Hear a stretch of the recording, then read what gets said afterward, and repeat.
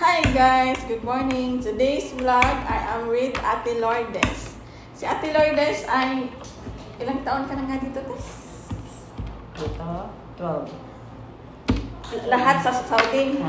12 years na po siya dito sa Saudi, guys. So, bali, ilang taon ka na nagpunta ka dito sa Saudi? 47.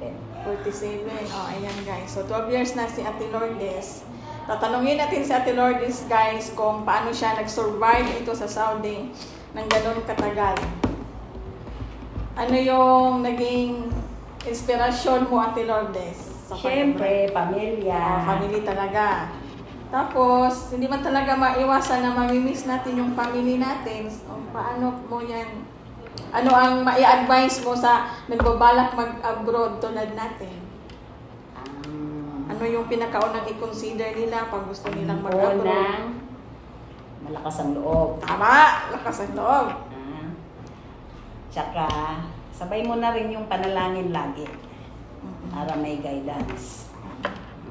Tapos,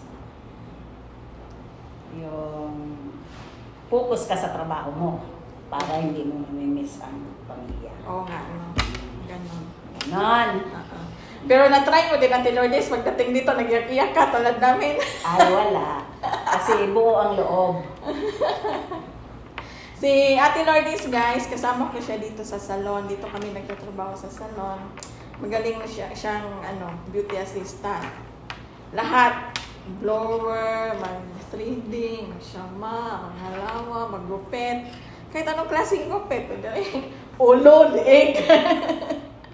Kahit anong klaseng gupit, kayang-kaya ni Ate Lourdes. Hindi ka naman. Wala!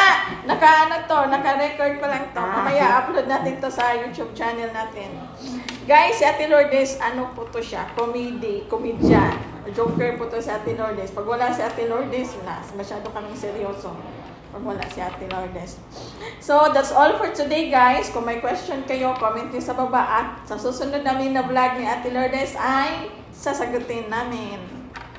Okay. Bye! Bye!